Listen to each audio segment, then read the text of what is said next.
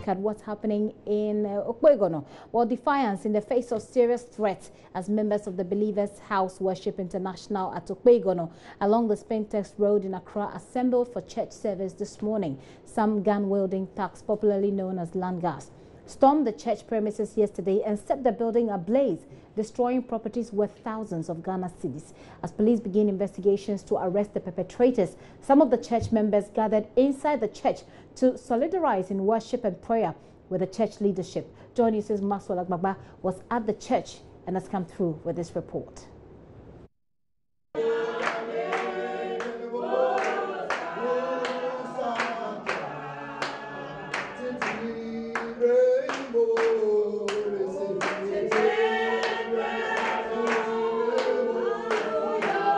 I'm currently inside a church auditorium that was set ablaze yesterday by some thugs. Call it the strong defiance, even in the face of serious threats. Some of these church members have gathered and they are singing here ahead of the main church service that's scheduled to take place later this morning. But inside this building, the ceiling is covered in soot. The drum set is completely destroyed. The public address system would need some repairs. The offertory bowl cannot be used again. Everything in the house of God completely desecrated. I've been speaking to the foreman who was chased away by some of the thugs. It's not the first time. They came here 2 months ago. I quite remember somewhere 19th June they came here with that same car and that same people. They came to burn our storeroom containing all our stuff that we were using for the building. So when they saw me, because they've been here before, they were able to make me up. And that they pointed at me that I should come. I said, no, I am not coming anywhere. Hence, they pursued me. So when they were not able to get me, then they went back into their car and picked up a gallon full of petrol. It is an 18-liter gallon, that one we call 4 gallon. Yes, it was full of petrol. So they went for it in their car, entered the auditorium, poured it around, and lighted the place. So I was hiding somewhere when I saw the flames coming up. So I wanted to call the police. I was trying some numbers, it was not going. I called the fire service. So immediately I saw them back in their vehicle and they were running off. So I came from my car. I went to the fire service. I accompanied them to the place to quench the fire. But fortunately, when I got here with the fire service, my guys had managed the situation. So how many were they? They were about 10. Yes, 10 muscular guys. You told me that they came in an MPP branded vehicle and then an MPP smokes. Sure. We are told also that sometime last year they came in NDC branded, vehicle. Yeah, that was yes before the election when the NDC was in power. They came, but when they came, I was not aside, so I cannot make up which people exactly came. But I was told they came with an NDC pickup. That was last year. That was last year. That was early last year. So, but for the last time they came before yesterday's on, I was at the site. So I saw them, and they were almost the same set of people who came. The vehicle they brought the other time is the same vehicle they brought this time around too. But this time around it was branded MPP. It was branded, no, the last time they came. NDC, It was no. The first time they came in last year, it was NDC. Okay. So that was Maswala Gbagba earlier this morning with that report. But the troubled head pastor of Believers House of Worship International, Reverend Abraham Lamptey, has charged the church to rise up against the growing disdain and attack against the faith by criminals who come in the colors of political parties.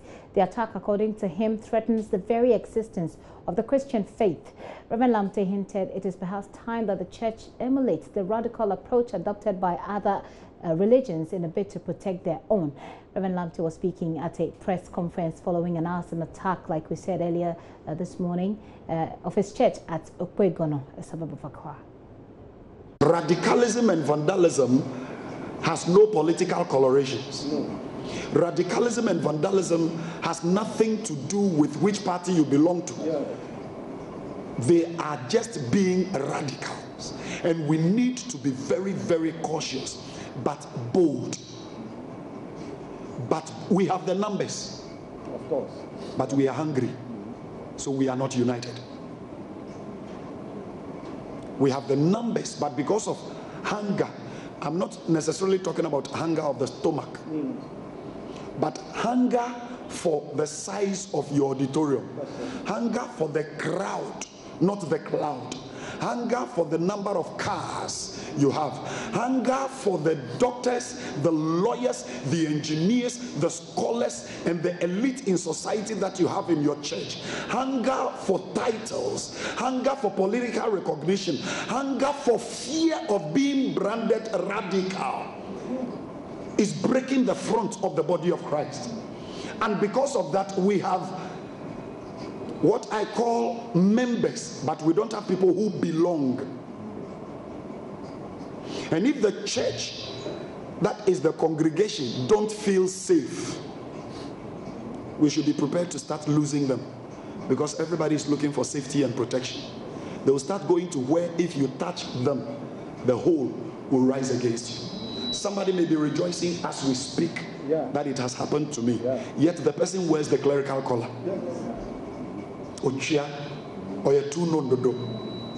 But what the person is losing sight of is that it's about Christ that is being attacked, not Abraham Lamte.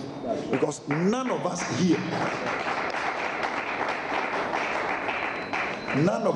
is safe if one is not safe. There is safety in numbers.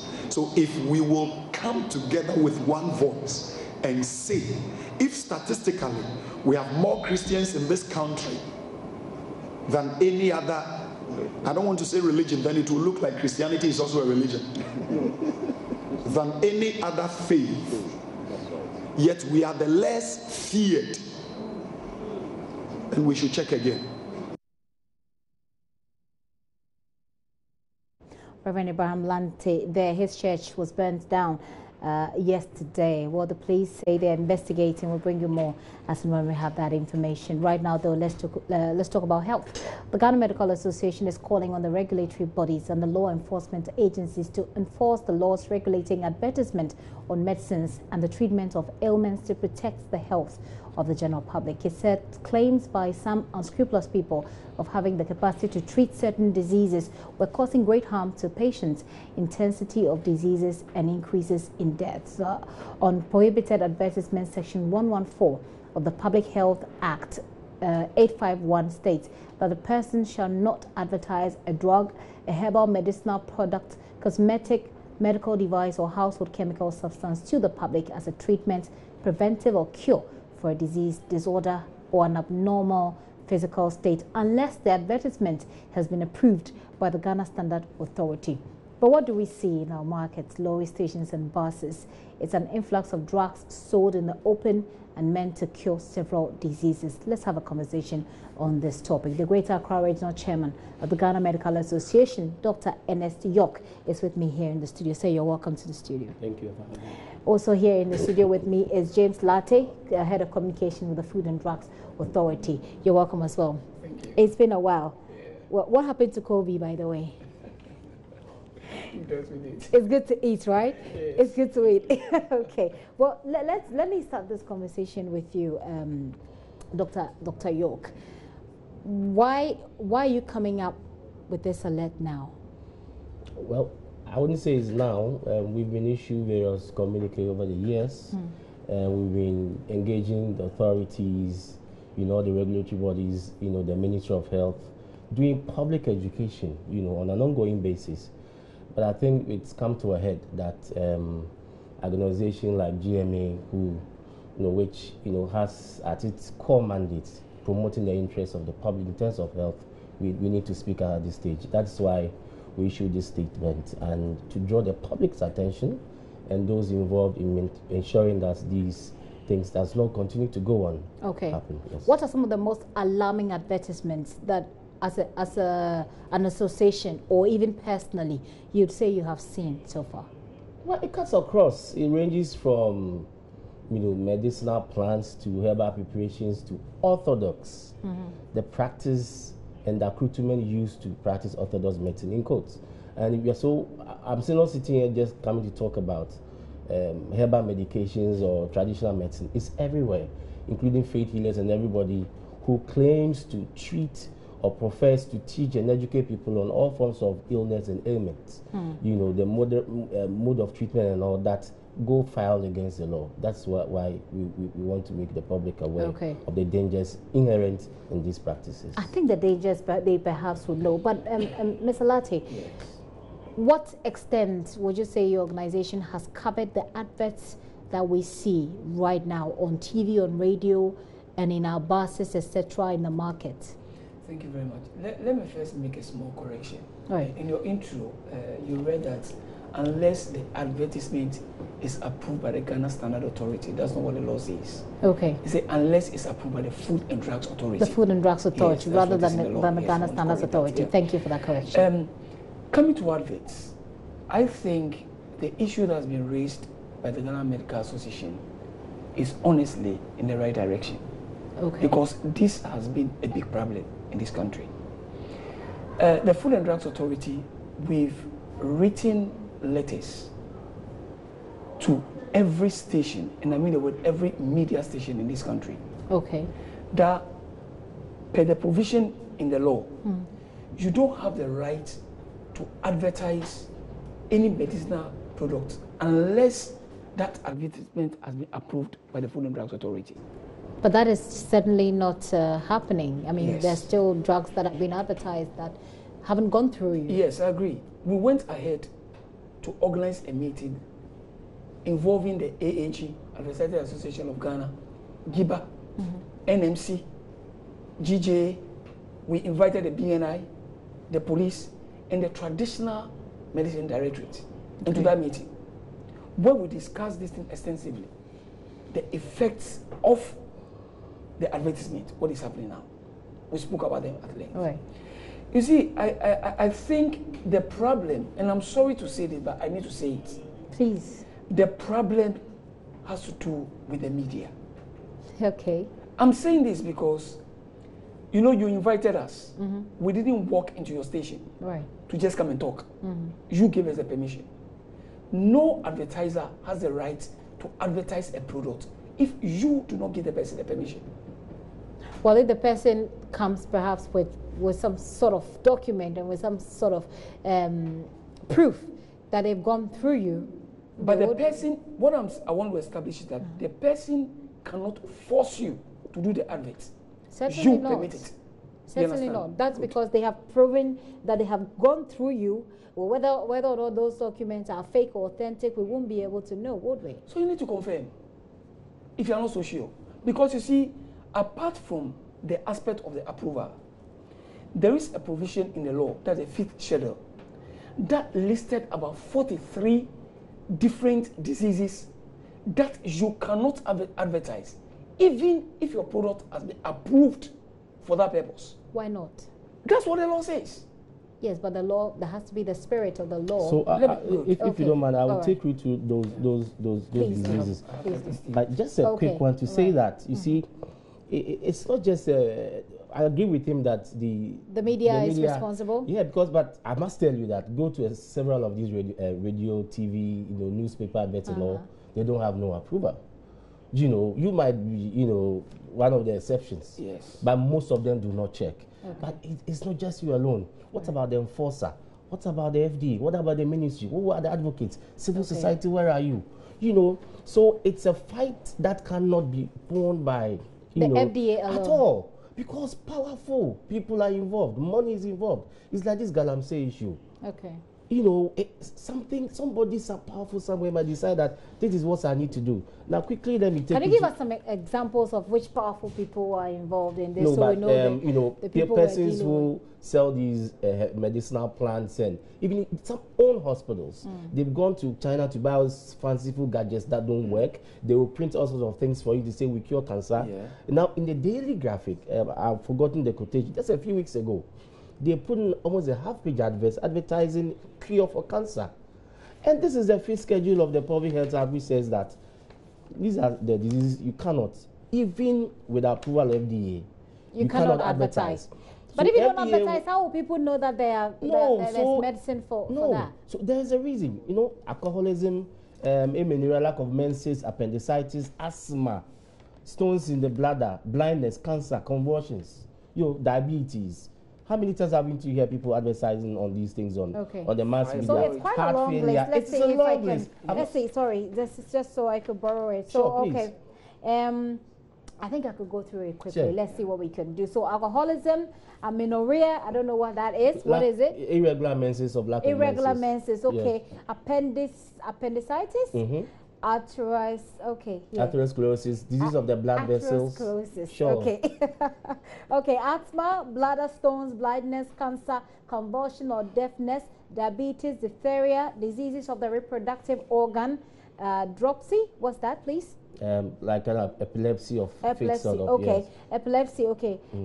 Erysipelas. There's a skin infection. Okay. Fibroid, gallstones, goiter, heart disease, hernia or rupture, hypertension, infertility, kidney failure, kidney stones again, leprosy, leukemia, leukomototazi. What's that? Yeah, joint problems. Okay. Yeah. Joint problems, because that's the most advertised in our buses. What about fibroids? Haven't you heard me? I've heard a lot. Like we can melt your fibroid within minutes or days. Mental disorders, nephritis or Brine's disease, obesity, paralysis, pleurisy, pneumonia, poliomyelitis, prostate diseases, scarlet fever, septicemia.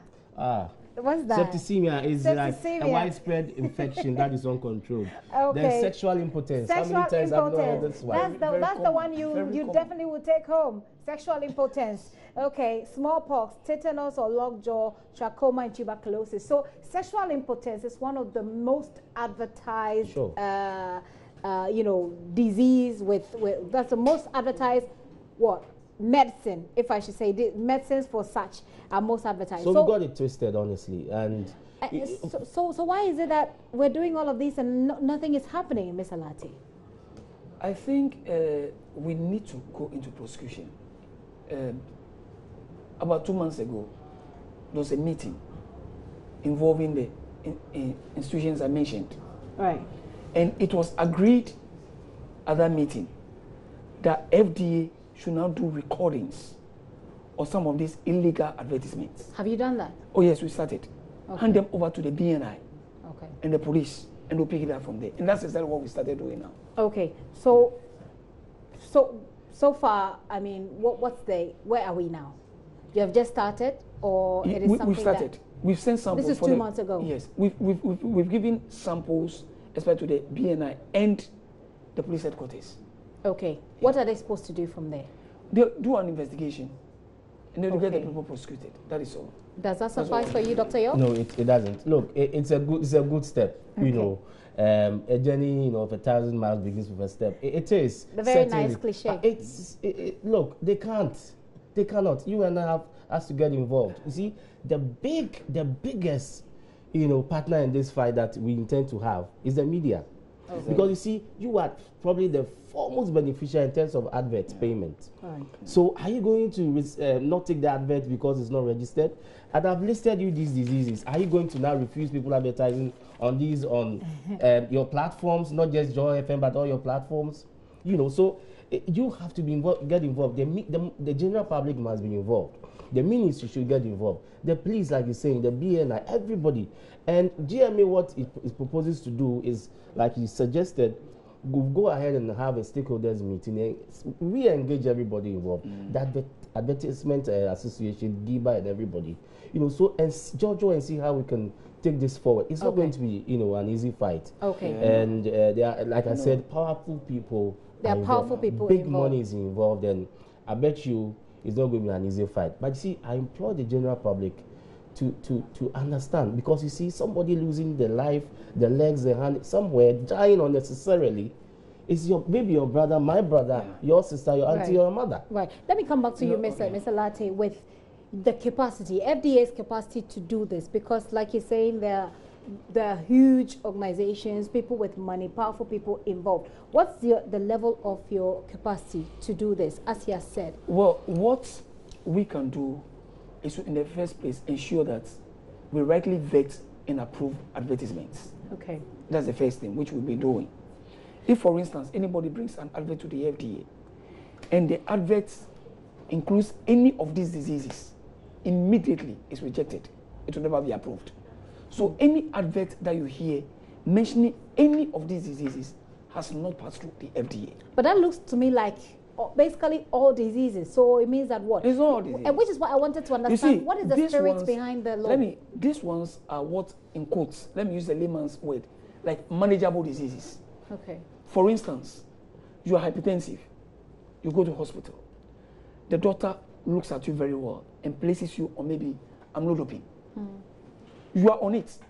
And then somebody advertises another medicine for hypertension. You are tempted to leave that your drug and follow that advert.